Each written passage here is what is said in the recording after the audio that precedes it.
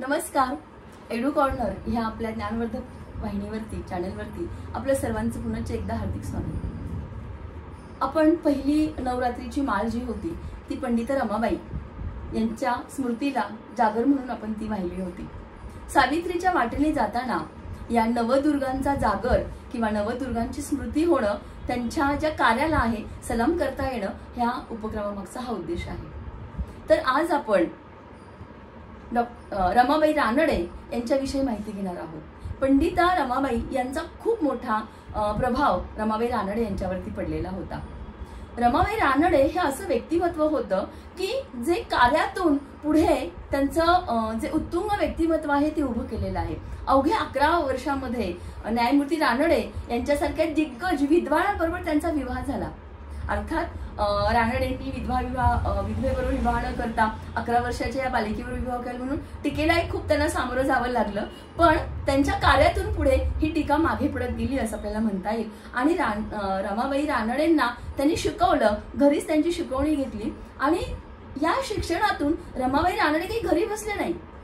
त्यांनी मग महिलांसाठी पुढे शिक्षणाचं पाऊल घेतलं. सेवा सदन सारखी संस्था स्थापन केली आणि त्यांना अगदी ब्रिटिश सरकारने हिंद कैसर ही पदवी पण त्यांना दिलेली होती. इतकं त्यांचं कार्य महत्वाचं होतं. अगदी रानडेंचं जेव्हा आत्मचरित्र लिहिलं गेलं त्यावेळेस त्याला प्रस्तावना सुद्धा रमाबाई रानडेंची होती. ह्या अशा उत्तुंग व्यक्तिमत्वाला आज आपण सलाम करणार आहोत, त्यांच्या आठवणीमध्ये आपण रमणार आहोत. तर आज माझ्यासोबत आहेत डॉक्टर संध्या खेडेकर मॅडम. मॅडम ह्या स्वतः पुरोगामी विचारांच्या आहेत आणि खूप कार्यरत आहेत. गेल्या 20 वर्ष त्या या शैक्षणिक क्षेत्रात आहेत. गोखले एज्युकेशन सोसायटी संगमनेर येथे त्या बीएड महाविद्यालयाच्या प्राचार्य म्हणून कार्यरत आहेत. मॅडम स्वतः कराटेच्या बॅक बेल्ट त्यांचा आहे. मार्शल आर्टचे ते कोचिंग पण घेतात. आणि मुंबईमध्ये मॅडम संस्था आपली नाव काय, एम्पावर्ड बटरफ्लाईज म्हणून माझी स्वतःची संस्था आहे. चेअरमन म्हणून काम तिथे ते काम करतात. आणि मॅडमला राष्ट्रीय स्तरावरची 17, आंतरराष्ट्रीय स्तरावरचे 12 असे पुरस्कारही प्राप्त झालेले आहेत. अनेक रिसर्च संशोधन पेपर मॅडमने लिहिलेले आहेत.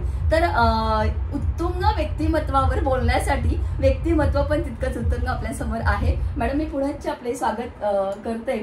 तर रमाबाई रानडे यांच्याकडे पाहताना काय म्हणजे तुमच्या भावना काय येतात त्यांच्याविषयी? सर्वात पहिली भावना अशी येते की रमाबाई हे नावच उच्चारलं ना, रमाबाई या नावाचा अर्थ असा आहे आनंद किंवा आनंद देणारी. मग आपण पंडिता रमाबाई बघू किंवा रमाबाई आंबेडकर, रमाबाई रानडे, म्हणजे रमाबाई या नावाचा अर्थच आनंद असा आहे. आणि ह्या ज्या महिला ज्यांचं पहिलं नाव रमाबाई होतं त्यांनी खूप सारा आनंद पुढच्या पिढ्यानपिढ्यांच्या अनेक महिलांना दिलाय आणि आजही तो साजरा करतोय. म्हणजे ह्या नवरात्रीच्या निमित्ताने आपण हा जो 9 दिवस आनंदोत्सव साजरा करतो या 9 महिलांच्या निमित्ताने त्यांचं आयुष्य पुन्हा एकदा नव्याने बघायला मिळतंय. पुन्हा एकदा आपण त्यांच्या आयुष्यात त्यांनी केलेली जी धडपड आहे त्याचा विचार करतोय, त्याची चर्चा करतोय. आणि ह्या चर्चेतून आपल्याला हे लक्षात येतं की आता आपण अतिशय अनुकूल परिस्थितीत आहे. पण जेव्हा परिस्थिती अनुकूल नव्हती तेव्हा सुद्धा रमाबाई रानडे सारख्या एखाद्या समाज सुधारक स्त्रीने अतिशय प्रतिकूल परिस्थितीमध्ये स्वतःला सिद्ध केलं. म्हणजे त्यांचं राजकीय, सामाजिक, शैक्षणिक कार्य बघितलं तर ते अतिशय मोठे आहे, जे आजच्या अतिशय अनुकूल परिस्थितीमध्ये सुद्धा आपल्याला करणं खूप कठीण वाटतं. म्हणजे जसं आता तुम्ही सांगितलं की रमाबाई रानडे अगदी लहान वयामध्ये त्यांचा विवाह झाला. म्हणजे त्यांच्या विवाहापूर्वी त्या शिक्षित नव्हत्या, पण नंतर शिक्षण घेऊन अतिशय महिलांसाठी वेगवेगळ्या स्थानावरती काम करणं ही अतिशय त्यांच्यातली महत्वाची मोठी गोष्ट आहे असं मला वाटतं.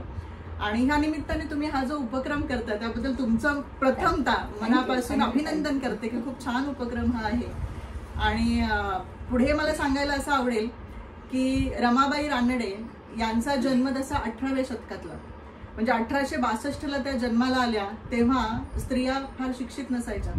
शिक्षण म्हणजे सावित्रीबाई फुलेंनी हा वसा घेतला होता आणि स्त्रियांना शिक्षण द्यायला सुरुवात केली होती. परंतु जेव्हा त्यांचा जन्म सातारा जिल्ह्यामधल्या देवराष्ट्र या ठिकाणी झाला आणि त्यांच्या जन्मानंतर मात्र 11व्या वर्षापर्यंत कुठलंच शिक्षण त्यांनी घेतलेलं नव्हतं. पण जेव्हा न्यायमूर्ती रानडेंबरोबर त्यांचा विवाह झाला, न्यायमूर्ती रानडेंचा हा दुसरा विवाह, त्यांच्या पहिल्या पत्नी देहावसान झाल्यानंतर दुसरा विवाह, पण न्यायमूर्ती रानडेंना एखाद्या विधवेशी विवाह करायचा होता कारण त्यांच्यावरती महात्मा फुलेंचा खूप मोठा प्रभाव होता. महात्मा फुले त्यांचे मित्र होते. आणि मग त्याच्यातून त्यांना असं वाटलं की आपणही एखाद्या विधवेशी विवाह करावा आणि समाजामध्ये एक वेगळा विचार, म्हणजे ते त्यावरती खूप बोलायचे भरभरून.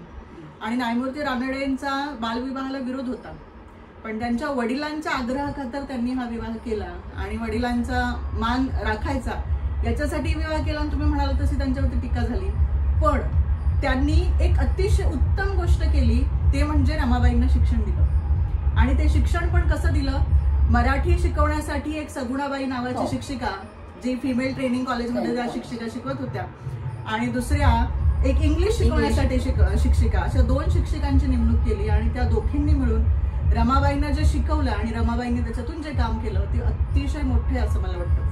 म्हणजे आपण त्यांच्या शैक्षणिक कार्याचा जर आढावा घेतला तर स्वतः शिक्षण घेऊन इतरांना शिक्षण द्यायचं. म्हणजे त्यांनी सेवा सदनची जी स्थापना केली, रमाबाई रानडेंनी सेवा सदन या संस्थेची स्थापना केली. अगदी स्वतःच्या घरात पहिली शाखा त्यांची होती.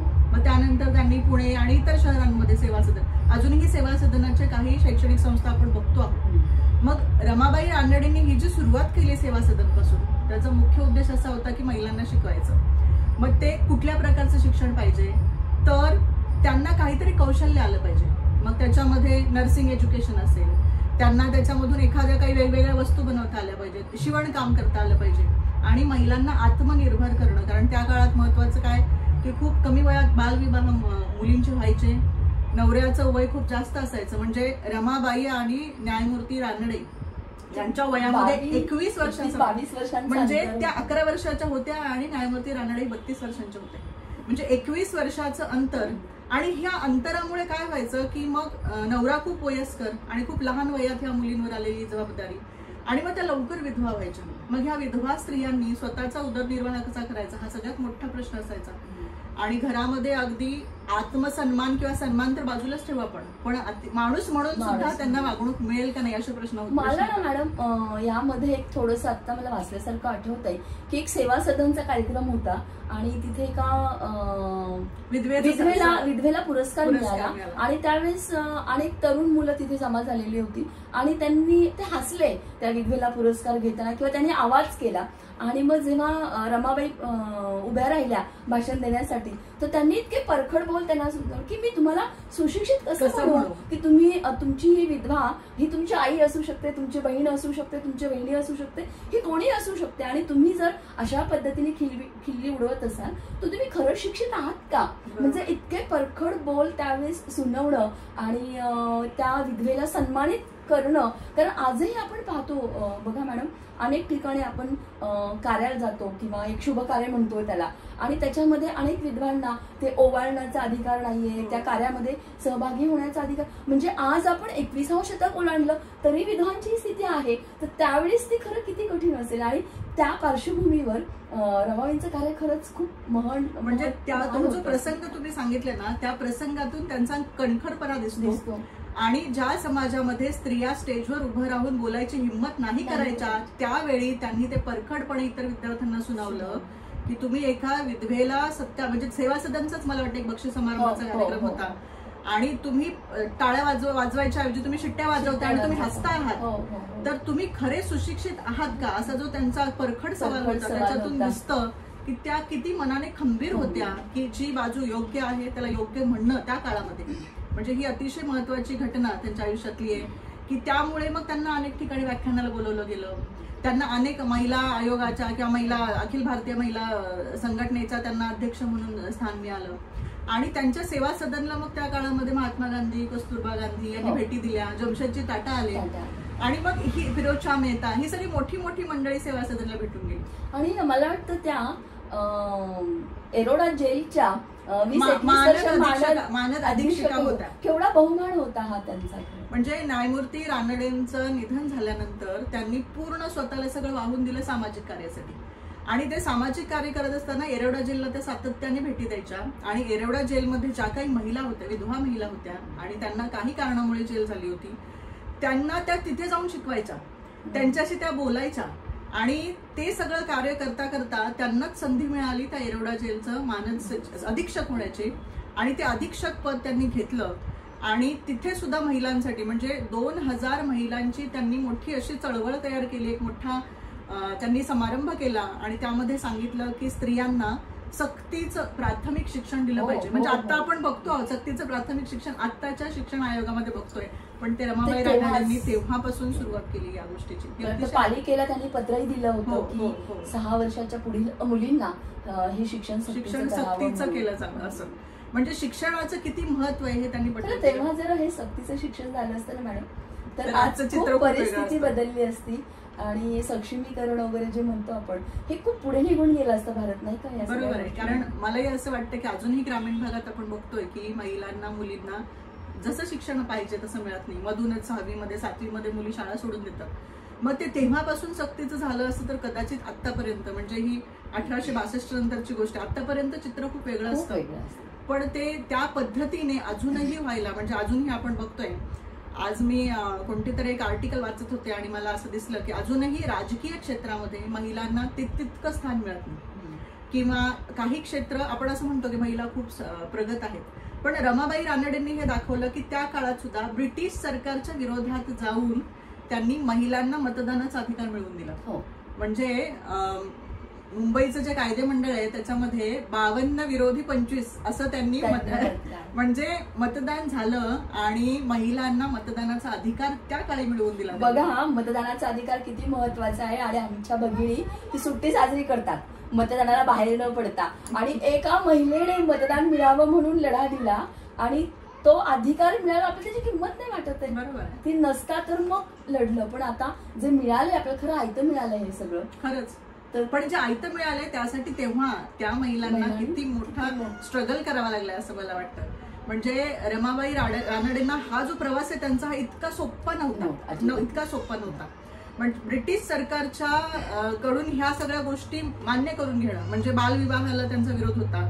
तर मग त्यांनी विवाहाचं वय काय असावं ह्याच्यासाठी एक कायदा निर्माण व्हावा, विवाह वय संमती कायद्यासाठी त्यांनी खूप प्रयत्न केले आणि ब्रिटिश सरकारला त्यांनी पत्र लिहिलं. सगळ्या महिलांची त्यांनी त्याच्यावर सह्या घेतल्या आणि ब्रिटिश सरकारने 20 महिलांची निवड केली. त्याच्यामध्ये रमाबाई रानडे ह्या त्या समितीच्या अध्यक्ष होत्या आणि त्याच्यातल्या 2 महिलांना त्यांनी इंग्लंडला पाठवलं. कशासाठी? तर खरोखर महिलांना हा मतदानाचा अधिकार मिळायला हवा का याच्यासाठी साक्ष देण्यासाठी ह्या 2 महिला रमाबाई रानडेंच्या अध्यक्षतेखाली इंग्लंडला गेल्या. इंग्लंडला त्यांनी त्यांचं मत मांडलं. म्हणजे मला आश्चर्य काय वाटतं की त्या काळात इंग्लंडला जाणं ही गोष्ट खरंच खूप कौतुकास्पद आहे. म्हणजे अजूनही आपल्यामध्ये तो अवेअरनेस, मला खरोखर या गोष्टीचं अतिशय कौतुक वाटतं की त्या काळात त्या 2 महिला इंग्लंडला गेल्या. त्यांनी ब्रिटिश सरकारसमोर आपलं मत मांडलं.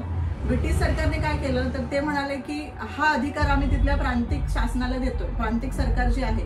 मग मुंबईचे जे कायदे मंडळ आहे त्या कायदे मंडळात तुम्ही ठराव मांडा आणि तो पास करून घ्या. आणि ह्या 20 महिलांच्या प्रयत्नांनी आणि रमाबाई रानडेंच्या अध्यक्षतेखाली तो ठराव पास झाला. म्हणजे त्या काळामध्ये त्या इंग्रजांच्या सरकारकडून हे सगळं करून घेणं ही अतिशय मोठी गोष्ट आहे असं मला वाटतं. आणि सेवा सदनाच्या माध्यमातून महिलांना प्रशिक्षण देणं, महिलांना वेगवेगळ्या कौशल्यांसाठी विकसित करणं, दुष्काळासाठी पण त्यांचं काम. दुष्काळ असेल, पूरग्रस्त, म्हणजे तेव्हा नगरला आणि गुजरातला दुष्काळ होता, तर त्या दुष्काळग्रस्तांना त्यांनी मदत केली. तिथे कोणी महिला असतील त्यांची लहान मुलं होती, मग त्या दुष्काळग्रस्तात लहान मुलांना त्यांनी जाऊन सांभाळलं. आणि त्यांनी मला वाटतं एक दत्तक पण मूल, एक मूल दत्तक, त्यांच्या दिराचंच मूल त्यांनी दत्तक घेतलं. म्हणजे आत्ताच्या परिस्थितीमध्ये बरेच जण मूल होत नाही तर दत्तक घ्यायला की आपल्याच ब्लडचं ते पाहिजे, आणि त्या काळात दत्तक घेणं वगैरे ही म्हणजे आपण असा विचार करूया. बघा, रमाबाईंच्या आयुष्याचे वेगवेगळे जे कंगोरे आहेत ना, म्हणजे 11व्या वर्षानंतर अगदी 12 खडे शिकून शिक्षण सुरुवात करणं, तिथपासून महिलांसाठी एखादी संस्था स्थापन करून महिलांना प्रशिक्षित करणं, एखादं मूल दत्तक घेणं, राजकीय क्षेत्रामध्ये ब्रिटिश सरकारकडून काही कायदे संमत करून घेणं, त्यांचं शिक्षण म्हणजे आणि लिखाण पण करायचं. त्या म्हणजे त्यांनी स्वतःचं आत्मचरित्र लिहिलंय. म्हणजे त्यांचं साहित्यिक काम सुद्धा खूप चांगलं. आठवणी त्यांनी आमच्या आयुष्यातील आठवणी असं त्यांचं आत्मचरित्र आहे. आणि त्या आत्मचरित्रामध्ये त्यांनी त्यांच्या आयुष्यातले अनेक प्रसंग लिहिले. आणि न्यायमूर्ती रानडेंबद्दल त्यांचं जे व्याख्यान आणि त्यांचं लिखाण याच्याबद्दलचं पण एक पुस्तक रमाबाईने लिहिलंय. म्हणजे साहित्य क्षेत्रामध्ये त्या खूप चांगल्या होत्या, शैक्षणिक क्षेत्रामध्ये चांगल्या होत्या, सामाजिक क्षेत्रामध्ये त्यांचं खूप मोठं काम आहे, त्यांचं राजकीय क्षेत्रामध्ये सुद्धा खूप काम आहे. आणि हे सगळं काम बघून तेव्हा केसर-ए-हिंद ही पदवी म्हणजे आणि एखाद्या महिलेला ही पदवी मिळणं ही अतिशय आनंदाची गोष्ट आहे. म्हणजे मला अतिशय अभिमान वाटतो आज या गोष्टीचा की अशा महिला आपल्या महाराष्ट्रात आपल्या म्हणजे महाराष्ट्रात आपण त्यांचे वारसदार आहोत. बरोबर. आणि हा वारसा पुढे समर्थपणे आपण पेलणं आणि तो नेणं ही खरं खूप मोठी जबाबदारी आहे असं मला वाटतं.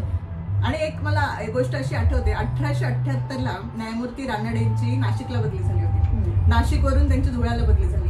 नाशिकला जेव्हा बदली झाली तिथे सेवा सदनाच्या वार्षिक पारितोषिक वितरण समारंभातला तुम्ही जो मगाशी प्रसंग सांगितला तो प्रसंग नाशिकच्या वार्षिक पारितोषिक वितरण समारंभातला ही अतिशय आनंदाची गोष्ट आहे की महाराष्ट्रात त्या वेगवेगळ्या शहरांमध्ये फिरल्या आहेत. वेगवेगळ्या शहरांमध्ये त्यांनी सेवा सदनाच्या शाखा ओपन केल्या आणि त्या शाखांमधून त्यांनी महिलांना हे सांगून हे केलं की तुम्ही आत्मनिर्भर बना, तुम्ही स्वतःच्या पायावर उभं राहा, तुम्ही शिवणकाम शिका, तुम्ही नर्सिंगचं एज्युकेशन शिका, तुम्ही इतरांची काळजी घ्या. आणि त्या सगळ्या महिलांना शिक्षित करणं त्या काळामध्ये आणि अशा पद्धतीने ही अतिशय मोठी गोष्ट त्यांनी केली. म्हणजे आपण आपल्या टपालाचं जे तिकीट आहे त्या तिकिटावर सुद्धा रमाबाई रानडेंचा फोटो आहे. म्हणजे रमाबाई रानडेंना ते जे हे मिळालं म्हणजे त्यांचा गौरव म्हणून त्यांचं आपल्या टपालाच्या तिकिटावरती त्यांचा फोटो असणं ही सुद्धा अतिशय आनंदाची गोष्ट आहे. म्हणजे मी जेव्हा ह्या सगळ्या महिलांकडे बघते म्हणजे पंडिता रमाबाईंचा प्रभाव असल्यामुळे त्यांनी पंडिता रमाबाईंबरोबर पण बरंचसं काम केलं. आणि मला एक आठवतंय पंडिता रमाबाईंच्या त्या समाजाला किंवा त्यांच्या कार्याला काही पैशांची गरज होती, आर्थिक मदत पण रमाबाई रानडे म्हणजे एका महिलेने दुसऱ्या महिलेला अशा पद्धतीने मदत करत पुढे पुढे नेणं, तिच्या कार्यामध्ये हातभार लावणं ही आजही खरं काळाची गरज आहे. म्हणजे जिथे आपण स्त्रियामत्सर, द्वेष, हेवे दावे, अहंकार या सगळ्यांमध्ये खरं तर जीवन व्यतीत करत असताना असं एकमेकींना सहाय्य करून अवघे धरून सुपंत या पद्धतीने पुढे जाणं ही खरं आजच्या समाजाची खूप मोठी गरज आहे असं मला वाटतं. म्हणजे ह्या प्रसंगावरून तुम्ही आता जे सांगितलं त्याच्यावरून मला असं वाटतं की जेव्हा सक्षमीकरण हा भाग येतो ना तेव्हा एक महिला दुसऱ्या महिलेला जेव्हा अशा पद्धतीने आर्थिकदृष्ट्या मदत करते त्याच्यातून त्यांच्यामध्ये एक जी शक्ती निर्माण होते त्याला आपण एक वेगळ्या प्रकारचं सक्षमीकरण म्हणू शकतो की दुसरी एखादी संस्था अजून मोठी व्हावी यासाठी त्यांनी आणि त्या आर्थिक मदतीसाठी त्यांनी काय काय केलं असेल माहितीये. मला एक गोष्ट अशी आठवते, फॅन्सी फेअर नावाचं म्हणजे मला आता आपण बघतो की फॅन्सी फेअर आता आपण करतो पण रमाबाई रानडेंनी 18व्या शतकामध्ये फॅन्सी फेअर आणि ही कल्पना त्यांना का सुचली का तर वेगवेगळे फंड्स त्यांना गोळा करायचे होते. मग हे फंड्स कशी येतील तर आपल्याच महिलांनी बनवलेल्या काही वस्तू त्या त्यांनी विक्रीसाठी काढल्या आणि त्यांचा एक फॅन्सी फेअर ठेवला. मग त्याच्यातून जी काही विक्री झाली त्याच्यातून त्यांनी फंड्स गोळा केले आणि ह्या सगळ्या संस्था मोठ्या केल्या. म्हणजे ही अतिशय कौतुकास्पद गोष्ट आहे की रमाबाई रानडेंना ही गोष्ट त्या काळामध्ये सुचली फॅन्सी फेअरची. जे आता सगळं करतायत हे सगळ्या कृती ह्या 18व्या शतकात त्यांनी केलेल्या होत्या जे कुठेतरी खूप कौतुकास्पद आहे. आणि मला वाटतं मॅडम ह्या निमित्ताने आपण रमाबाई रानडेंवरती खरंच बोललो आणि त्यांच्या स्मृती जागृत झाल्या, त्यांच्याविषयीची कृतज्ञता आपण व्यक्त केली. आणि खरं तर मला ना असं व्यक्तिशः असं वाटतं की आपण ज्या शिकल्या सवरलेल्या आणि समाजामध्ये काम करतो यांची ही खूप मोठी जबाबदारी आहे नाही का. यांचं कार्य त्यांचा वारसा पुढे नेणं आणि तो समर्थपणे करणं. मॅडम आपण इथे आलात आणि या पंडिता रमाबाई रानडे यांच्याविषयीच्या स्मृती जागृत केल्या. मी खरंच आपले खूप खूप आभार व्यक्त करते. धन्यवाद.